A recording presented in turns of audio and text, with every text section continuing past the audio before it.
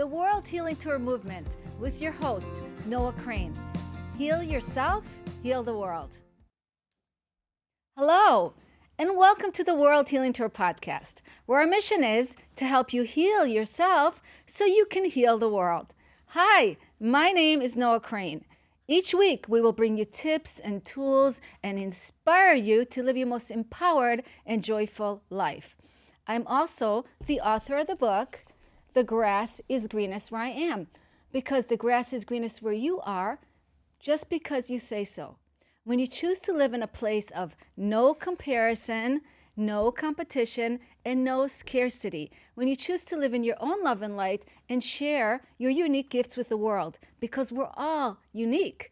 And that's why it's called World Healing Tour, because when you heal yourself, you truly create that ripple effect for others to heal as well. Each week, I bring incredible guests into studio to pour into you and to help you on your journey. My guest today, Clemens, is a true testimony to the power within us. From foster care system and struggling to being adopted and thriving. Today, Aaron is creating impact by helping teens thrive with his nonprofit, We Save Teen. Aaron, welcome to the World Healing Tour podcast. I'm so excited to have you here with us today. Well, thank you very much for having me on the show. I'm glad to be here and happy to see you as well. Great. So first of all, I just want to say you're going to be the nonprofit that we are going to represent at the World Healing Tour. So Yes. people that come to our event on the 27th of August at the Wyndham Hotel from 5 to 10 p.m. will be able to meet you, donate to your nonprofit, and be part of an incredible community that we are creating right here in Boca Raton, which I'm really excited. How excited are you to be part of this event? Yes, it's a true honor to be a part of this, and it's really great. I'm happy to partner with the World Healing Tour, and I believe your mission and everything you do as well. Yes, and I believe in what you do, Aaron. So we're super excited to have you, and I'm really excited to showcase you today because you have an incredible story. I mean, your passion, your purpose came out of your own story. Yes. And which is so beautiful because through our struggles, we really do, find out how our purpose is at times, and with you, it's been exactly that. So let's talk about your story. Let's talk about your upbringing, your childhood. Where were you born? I was born in West Palm Beach, Florida, the year 1994 at St. Mary's Medical Center. Okay, and to two parents that were married? Yes, they were. I had a mom and dad that were married. Mm-hmm. We were low income. We didn't make a lot. They didn't make a lot of money, and we had a lot of struggles as a kid. I had a lot of struggles. So let's talk about some of those struggles. What was your childhood like? Give us a picture.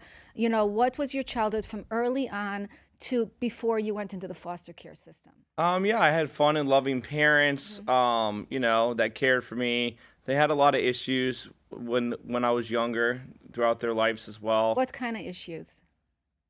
Can you say like what kind Yeah, of issues? they did drugs and alcohol as well, and my dad was a little abusive too to me when I was a kid.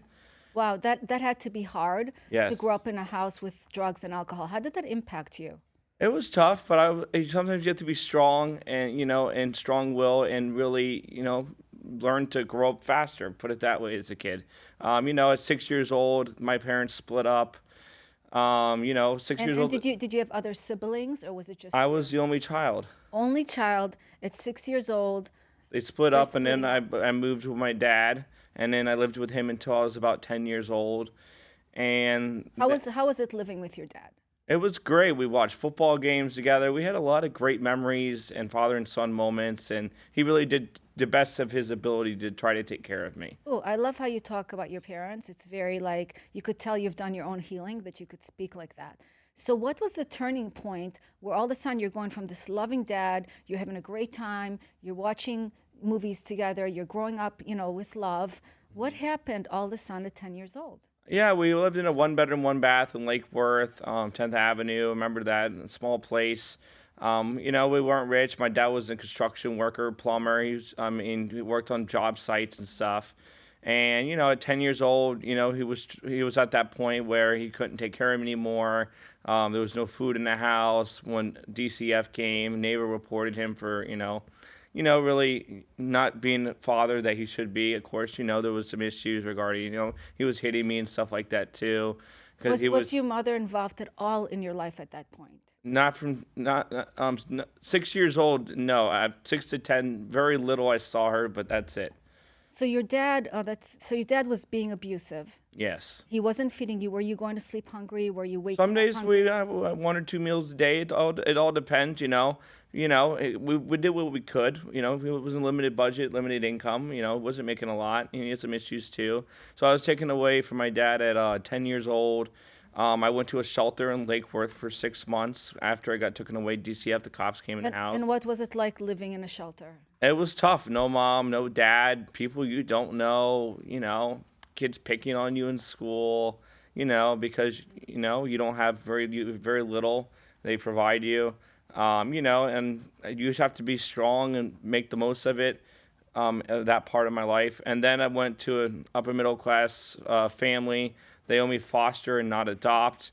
And I lived with them for a year in World Palm, and they taught they improved my reading skills, my writing skills. They got me therapists. They helped me make the best of what they could for me. And they had the resources to do that. And I was doing chores around the house. I was earning money still. They still made me work as well, even through a wealthy family. And then they don't adopt, so they only foster, and I was the only child in their house. So then I went to Slidell, Louisiana with my biological uncle, Uncle Grant, and he took me in for 6 months. He had a kid and wife, and there was no room. They said, would you like to adopt your own family member from your father's son? And they said no, because they had no room in the house. They had 2 kids. They had a wife. They didn't have the extra financial needs. How did it make you feel? It was tough, you know what I mean? My own, so then I had to go back into So foster it care was again. tough because your own family rejected you. Correct. But they had no room. They had, So you understood that. You weren't yes. angry or upset with them at all. I mean, I would love to live with them, but I wasn't, yeah, I wasn't upset. I just had to do what I had to do. Right. And so I went back in the foster care system again. And another wealthy family out in Jupiter Farms, Ron and Cheryl, their name was, took me in for about a year until I was about 13. And then they said after you're living with them as an only child again, they had no kids either. They don't adopt, they only foster. And they said, you have a choice, Aaron. You can either go on WPTV News Channel 5 on Thursday's Adopt a Child segment with Jim Sackett, and make yourself vulnerable, and hopefully someone sees you on TV to adopt you, or you stay with this family until you're 18, and then you're out of the system and out on your own. So what did you And they won't decide? adopt you, and you will allow you to stay and give you the resources you need until you're 18. So you have these two options. You're staying with this wealthy family. First of all, what was it like living with a wealthy family after being so poor? It was different lifestyle. They had a basketball court. They had their own company. They had real estate. The different lifestyle. I still had to go out and work and mow lawns and pick up pine cones and earn money and help pay for some of my expenses. In middle school, I had to do that. They still made me do work, clean cars, mow lawns out in Jupiter Farms in the summertime, and made me earn money to help pay for my things. How did it empower you to work at an early age? Was that a good thing? It's a good thing because it taught you work ethics, perseverance. Nothing's given to you. You have to earn everything. It teaches you those skills you're going to need as an adult later. So it gave you a lot of like good lessons in life to empower you on your journey, right? Correct. And the choice I chose was to go on WPTV News Channel 5, and we interviewed at Fun Depot in Lake Worth, and with Jim Sackett. And the shocking story was the 76-year-old grandmother dying from breast cancer. Another upper middle class Christian family saw my interview on TV, and she was dying from breast cancer at the time. I didn't find out until I was after I adopted this story, and told her daughter that couldn't have kids, I want you to adopt this child before I die. It's Tina, save his life. No way. Yes. That is amazing. So you are on TV, vulnerable, asking somebody to adopt you. Yes. And this woman who's dying from breast cancer sees it and asks her daughter to adopt you. And she couldn't have kids. Wow. And I met with them. I liked them. And after a month of creating that bond with them, the caseworker said, this is entirely up to you. We can't make this decision for you. Would you like them to be your family? And I said yes. And then that made me help become the person I am today. And it changed my life forever. So let's go back a little bit. Yes. She adopted you, the daughter. Does the mom soon after that die from breast cancer?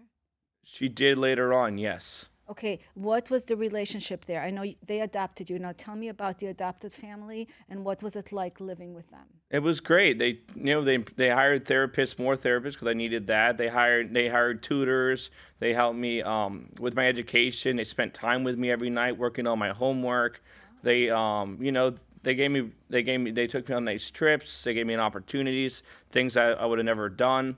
And I had my own window cleaning business as well. So I was cleaning cars, mowing lawns, cleaning windows in the country club. In the summertime, I would make like $150 a house in 2 hours, and people would pay that for me to clean all their windows and screens and do their services. And then I was just entrepreneurial and helped pay for some of my own expenses. They helped me out. I had to save half of my money for a car. I saved half, and they contributed the other half. And they made me earn it That's incredible. So, at would you that say, age. yeah, that's amazing. It's such a young age when most a lot of kids, I mean, I'm from Boca Raton here. Like there's so many kids that don't even go to work early, right? And they No. don't even work. They don't even care about work. Everything's given to them. And you really had to earn things. You went through so much struggle, but it's really helped you become the person that you are today, which is incredible. Yeah, it gives you strength, perseverance. It gives you, the work ethic. It gives you the skills you need. And people always told me that I couldn't do certain things, and then I'd have to prove them wrong every single time of my whole life, ever since I was a kid. Oh, you can't do this, you can't do What that. did they say you can't do? I mean, it depends. Like, oh, you can't be a part of this club or get good grades or do this or do that, and then I would overcome those things and just do it. Yeah, so by people rejecting you or telling you that you can't do something, it made you want to do it more. More, and it made me It pushed you, stronger. made you stronger. That's incredible. That you Yes. were able to get strength through the challenges. And then at 8 years old, when I was living with my dad, I was even helping the landlord lay tile and clean stuff and earning like $20 or for like a certain amount per hour and helping the landlord out when they redo the units and stuff. So I was doing that too to help earn money and to contribute for Yeah, my dad. yeah, that's incredible. So are you parents? Are you in touch with them? Are they still alive? What's the status of your parents today? Do you have any kind of relationship with them? I don't know what's going on with my mom. I don't know. I lost contact with her. And my at 13 year olds adopted, my dad died. My biological dad. So I had to go to his funeral with 300 people, and then after that, I haven't heard from them again. Wow. So does your adopted family still support you today? Like who's your main support system today? Well, they're traveling, they're doing their own thing, and I say hi to them here and there, and and I'm building my nonprofit, so so it's mainly me, and then I have friends as well that's helped me support as well, So and would I you have a support system like my CEO Greg and Bruce, and people help me out when I need it. So you found more support and through friends rather than like through like you kind of it seems like you're kind of like outgrew everything in your life like you had it for the time you had it and it was good experience and you grew through it but it's not something you still kind of took things into your own hands and you're not dependent on those people that helped raise you. No, that's Right. true. That's correct. Yeah, And that's if I need help, I have certain friends that would help me, like Greg and Bruce and certain other people around me that believe in my cause and my circle that would always be there for me. And Greg was there for me a lot, my CEO, when I really needed it. And I was in a tough time. how did you meet Greg? Ah, that's an interesting. I think we met at an event, and then we met, on an event, and then him and I became really close over the last 2 years, and really, he's like a brother to me as well, and CEO and business partner for my nonprofit, and him and I really are really close together. We talk about everything. Anytime I was in need, when I was in need and tight situation as an adult, he was there for me. And he basically helped me save my life in a way. I love people like that. That makes a huge difference in who you Yes, become, you and know? Bruce and other people as well. That's incredible. So tell us some of the lessons, share with us some of the lessons you learned in your life through your struggle. What are the biggest lessons that you have taken away from your struggles? Sometimes you don't let no take don't let just be don't be shy to ask for something because the worst case they can do is say no. That's one thing. Always be perseverant. If you believe, you will achieve. We have that. Also, show leadership, kindness to others, and how you want to be treated. If you believe in something, just go do it. Don't let anyone stop you or tell you can't do it. Because if you listen to the naysayers, you will never accomplish what you want to dream and do in your life. That's great. I love that. Yes. I love your lessons. They're incredible. And the fact that you've always worked and became kind of like your own entrepreneur, because you didn't grow up in an entrepreneurial home, No. but you became an entrepreneur with everything that you've done. Yeah, so my adopted family and foster families all own their own businesses. That's why I'm a 1% success story in the nation, because this type of story in foster care doesn't really happen that way. Typically, kids are in low income. They're multiple kids in the household. They're not fostered or even adopted by wealthy families. So it's not a. It's that's why it's a unique 1% story in the nation. I got adopted through television.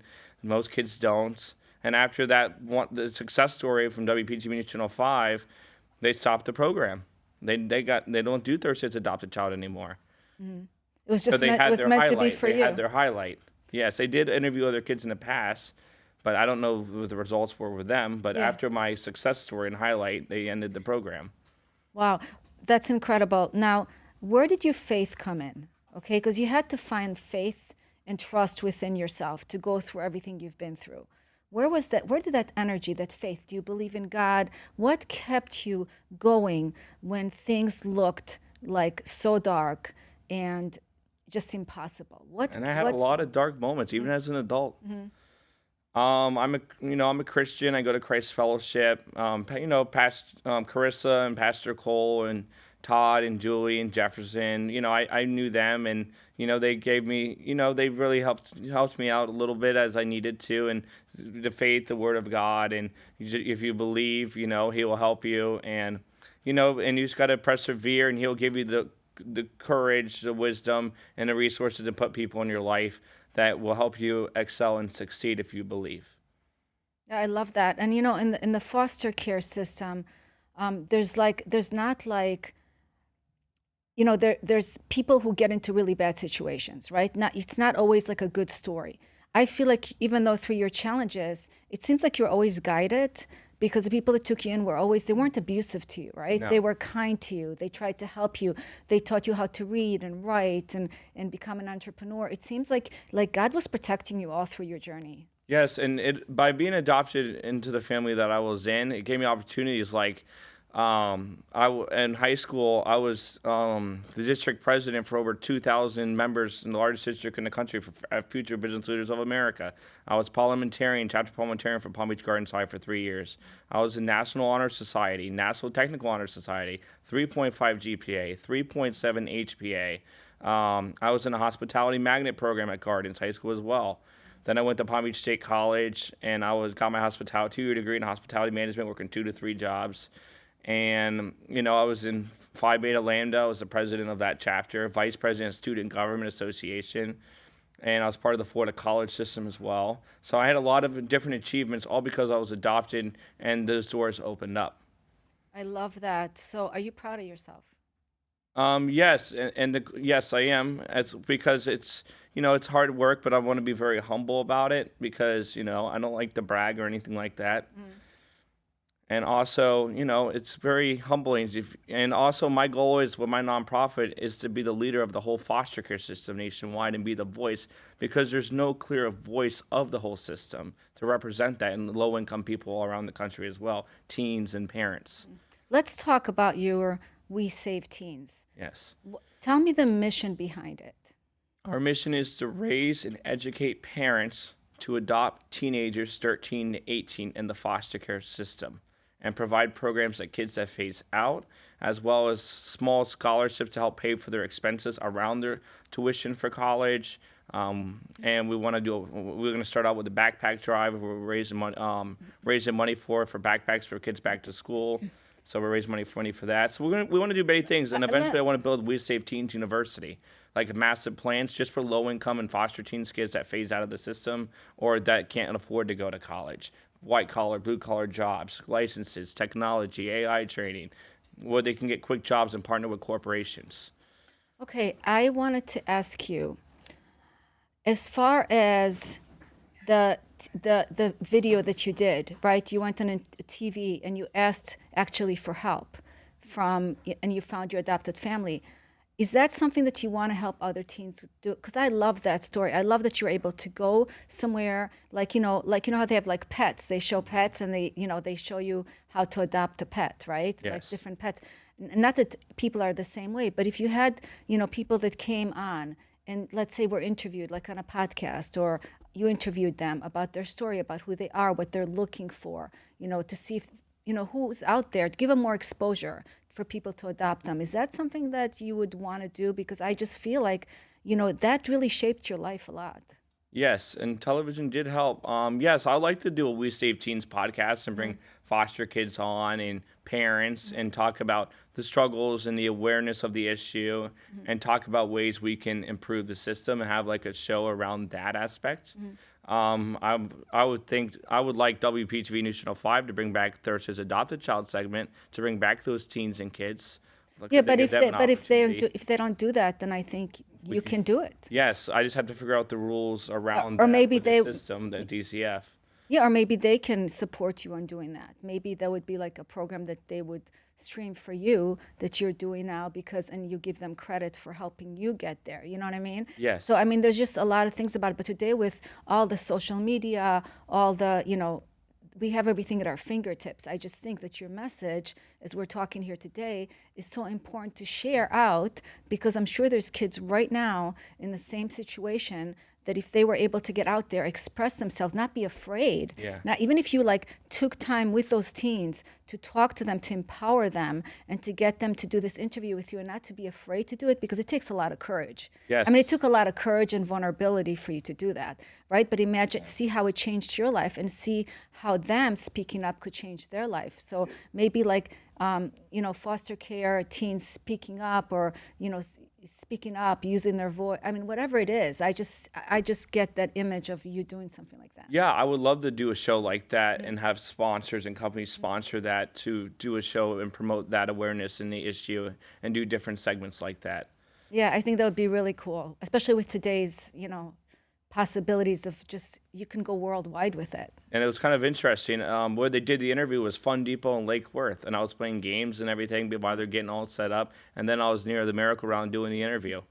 And it's kind of And it was interesting. how was the experience? I'm incredible. It was good because they wanted me to relax, play games, and hang out before I do that That's so interview, nice. that type of an interview. That was really smart. And how old were you at that time? I was 13 when I was adopted. 13 years old. Wow. Yes. That's incredible. I love your story, Erin. It's incredible. So, going back to We Save Teen nonprofit, who are you mainly helping, the teens or the parents, or what? Explain to us a little more in depth how this works. Okay, yeah, I'd love to. Since we're small and very limited funding, we started about 6 months ago. We Save Teens. Our first initiative is to do the backpack drive. We're going to start off with one school and help out maybe 10, 20 kids because we're very limited on our budget. Until we raise some big money, then we can help out more kids and get out backpacks to low income and teens that need it in the schools. Our first school is going to be Palm Beach Gardens High School. Okay, I love that. That's the So, first program we want to do I think immediately that's really for the next smart. couple weeks. I know we talked about that. Yes. Okay, so to the event on the 27th, if you want to donate a backpack for the kids for going back to school, you can actually do that at the World Healing Tour event. You can come and drop off a backpack. Is it a backpack with supplies or Just just a backpack? backpack. Just a backpack, right? Yes. You don't even have to put supplies in it. Just a backpack to drop off for the children. I love that. Yes. So it's good. I love that you're starting there and then you're building up because you have to meet yourself where you are, and it's like one step at a time you get there. And I love that you have the commitment to make a difference because that's where it starts. Yes, because I do have all my team and I, my board, we have big programs Mhm. ready to go, professionally typed up, Mhm. organized to the T. We just need the companies to fund these programs, and we even have up to we created programs that $50 million proposal that can make huge change in the foster care system Mhm. and help kids with housing. We save teen university campuses. We can do so much to really impact the foster care system. I have massive plans, Mhm. and I'm Well, just looking for the big companies or hedge funds to help get those funded, or through the high net worth individual donors that can able to do that. Yeah, and that's just going to take time as you get Yes. out there more, and you're very good. You do a lot of events, right? Yes, we have to Because for fundraising. yeah, so you do a lot of fundraising events, exposure, getting out there. I think every step moves you closer to those bigger names and bigger people that can help you out, because obviously none of us can be successful on our own. So we need others. Right. And so you really need the support of others to create your mission. What's the mission? So we're starting with the backpack drive. So we're going to start with backpack Something drive and small. donations, right? Yes. And where do you see it going from there? What's the next step? Are you going to be working more with parents, more with the kids, before foster care, after foster care? We who's want to the raise money and create a We Save Teens scholarship fund. So basically, since we're a startup, we want to get pick. Basically, we partner with a school like Gardens or Jupiter High or partner with the schools, and we give out $1,000. And when so for example, if a student's going off to college and they're low income, they have to apply for it too, of course, or a foster kid, particularly, or low income, because there's rules on that within the school system. Um, we would say, hey, look, we would donate this much. We want each kid to get $1,000, and that would help them pay for their room and board, their books, their food, all the expenses around the scholarship that they need help with. Because when I was in college, I was working 2 to 3 jobs, and I even though I had a free college scholarship or education because I was adopted, my credit hours were paid for, but everything around that wasn't. So that's what we want to do. Give them a little assistance, and as the fund grows, we increase that amount per child to so, help them for their second month, maybe, or their third month of bills. so is that kids that are done with high school going into college? Yes, Or that's also it's like a reward mhm. for getting accepted into a university. And say, hey, look, great job. Here's $1,000 from We Save Teens, our scholarship, just to help you with your moving expenses or your food or something like that, or you're a part of your rent, and use it as they choose, as they see fit, needed for their bills.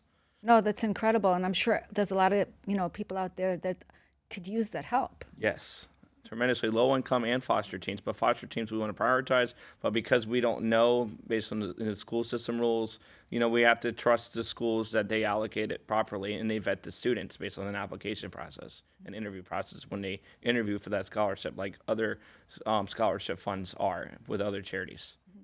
No, that's great. I think that's really, really important. And you start there and then you build up from there, And the ultimate goal is to build We Save Teens academies and universities. So what does that mean? So those are big expensive projects, but we would start in Florida, of course, as well. So the kids that don't receive a scholarship are going to college directly. They would apply for this program. We would provide housing while they're in this program because they're low income, they can't afford it. We would partner with corporations like tech companies for the white collar jobs, to like get AI training or tech or whatever they need in the tech space, because because tech is the future of jobs, AI, and so on. So they could receive that.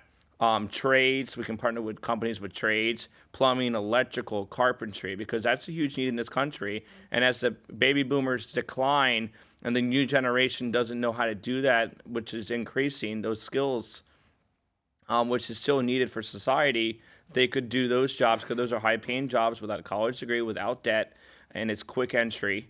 And white collar jobs like accounting and real estate and all those different types of licenses, or financial representative or sales, or we have Yes, different there's a lot of a options lot for the of different things. kids Yeah, so in the but university. what I see from what we're talking, the backpacks is more for kids going through high school or for college? High school. For high school. And then the other stuff is more for after high school, for college. Correct. Okay. So is there so you work in both ends, right? Yes, we have a Also the kids that are going through the foster care system and then the kids that are moving out of the foster care correct. system. Just like breast cancer awareness, Race for the Cure promotes breast cancer and education. We also want to market like dogs, promote dogs, like adopting dogs. How about we educate the public and spend marketing and do commercials on educating parents on how to adopt kids or bring awareness that these teens need to be adopted? Just to have some numbers in the foster care system in the state of Florida, there's 1,500 kids in Palm Beach County that need help. For foster care, estimate 35,000 in the state of Florida and almost a 500,000 in the whole country, all 50 states. That's in How foster care alone. how do you bring more awareness to adoption? Because, when you're thinking of adoption, most families, they're thinking of like a cute little baby to adopt, right? Hmm. And when you're thinking about teenager, you're thinking like, oh, problem, okay? That's true. Because, they've been through stuff, and we all know it's not easy to raise teenagers. Correct. So how do we bring parents to see that in a different eyes? Because I never thought myself of adopting a teen, right? Yeah. Because I would think it's like it would bring a big, like, I never thought about it, but I know how it's been dealing with my own teens, right? And these are kids that I raised my whole life, and that's like the toughest job in the world. I mean, when they're little, it's like easy and fun. When they get older, it's harder because they're disobeying you, they're doing what they want, and here you're trying to adopt somebody else's kid. And not every child is like you know what I mean? That's Yes. like well behaved, well mannered, willing to learn, wants to learn, hardworking. How do you see that? How can we bring that a more positive light around adopting teens? Well, you can look at it in a different way. Basically, you can look at it as they're the future of our country, workforce. Giving them by adopting them, you protect that person from going out on the street and being statistic in the system and forgotten about after 18. Because after 18, the government forgets about you and you're a statistic in the system. They don't know the resources. They don't have. They're homeless on the street. They go to jail. They're in gangs. And by adopting one, you're saving a teen's life. You're building them for the future. And also another way to look at it is for the parents that don't want to go through that 0 to 12 phase and 13 and up, it saves a lot of years on the parenting as well. And you're saving the kid's life. You're giving them an opportunity. You're giving them a home, a family, and an opportunity for them to succeed. So there's a lot of benefits to adopting teens. So where do you go to adopt a teen? Do you have any information about where, like, if somebody's interested and they're watching our show and they're like, oh, I would want to help a teen. Like, I want to make a difference for And somebody's life. and it is a lengthy process. It takes about a year to go through that background checks, the home studies, the references to adopt. So that family was already looking to adopt. They just went through that whole process. So that's why they were able to adopt me right away because they were going through that process anyways. And they can go to the Department of Children and Families to adopt, learn more information, DCF, Department of Children and Families, call them, go on their website, and all the information on how to adopt teens is there. Okay, that's amazing. Foster care. Yeah, I love that you're bringing more awareness to that Yes. because it's so important. And you're such, like you said, like who you became is very inspiring, and you couldn't have done it on your own. You really had a lot of people supporting you, helping you through that. So even though it wasn't one place, you went from family to family, but you were adopted at 13, and then you were really giving a chance to, really thrive even more. So, we want that for other teens out there. Yes, that's true. I want that too. That's why I want to be the voice of the whole system, use my 1% success story in the country to really promote this cause and issue, throughout the country and voice our concerns with teens in foster care because no one in this country is talking about this issue. You realize that? Nobody. It's a big issue. Yeah, and these are, like you said, these are the future of our country. These are Yes. the future people that are going to bring either good things into the world or negative things into the world because they either had the tools or they didn't have the tools. Correct. And it's the future, and we have to protect our future, and that's part of our country as well. There's teens in foster care, and there's 500,000 total kids in the system overall, in foster care in the whole system. It's a big problem, and there's millions of low-income kids too that need help. So not just focus on teens in foster care, we're focused on low income too, and helping. Our goal is to provide parents resources eventually as we grow to help those teens in foster care and alleviate some of their costs down the road and create programs just for them, the parents. Yeah, I love that. So, Aaron, how can people find you, connect with you, donate to you? Go ahead and let them know. Yeah, no problem. You can go to www.wesaveteens.org to donate today to support the cause. You can like us on X. You can like us on TikTok, Facebook, Instagram, and you can sign up to volunteer at wesaveteens.org as well if you like to volunteer for our charity events and drives and helping distribute backpacks or if we help out teens out in the shelter at Christmas time or whatever resources we need. We would love to have you and have your support. Okay, let me ask you one last question. No problem. How do you heal yourself so you can heal the world? What's your biggest advice here? Give it to us. How do you heal yourself to heal the world? Always have passion, optimism, Always have it turn negatives into positives, and just reflect on yourself and the healing, and make yourself better as a person and whole. And that's pretty much it. You know what I mean? And just never give up. I love that. Never give up. That's beautiful. Well, thank you, Aaron. This has been a great conversation. I so enjoyed talking to you. I'm so excited to support your nonprofit, We Save a Teen, and to have you a part of the World Healing Tour, because healing can't happen on its own. We all need each other. And that's why I always say together we are one, WON. Yes. And we all need to be a part of the whole in order to make a difference for someone else's life. So thank you for the amazing work you're doing. You're incredible. What you've achieved is incredible. It's so inspiring. And I'm sure many people will be inspired by who you are and what you've done, and make them want to do better and donate to your cause. Thank you very much, Noah, and thank you for having me on your show and your support with the World Healing Tour and the holistic community. Yeah, it's so great. Thank you, Aaron. My pleasure. I want to thank you today for joining me on the World Healing Tour podcast. Aaron will be part of the World Healing Tour big event on August 27th from 5 to 10 p.m. at the Wyndham Hotel in Boca Raton. If you want to get your tickets to that incredible event, go to noahcrane.com. And you're going to meet incredible people and be able to really come together with heart-centered community that are here to make a positive impact on the world. Until next time, I want you to remember these 3 important elements to do daily to be able to create a life you truly love. Best of all, those 3 things are completely free to all. Number 1, every day, have a grateful heart and connect to your gratitude. When you're connected to your gratitude, you're connected to positive feelings and positive emotions, and therefore drawing more positive people, things, and experiences into your life. Number 2, remember every day to ground in love and compassion. First, love and compassion for yourself. And then share that love and compassion with others. We all want more love and compassion, so we need to give it out in order to have an abundance of love and compassion come back to us in return. And number 3, remember that you are not alone. It's a guided journey, I say, guided by God. So whether it's God for you, universe, higher power, whatever it is, it's a guided journey. You just have to learn to listen, because the messages and the path is always there. No 2 paths are ever alike. Until next time, my friends, have a beautiful week. Namaste.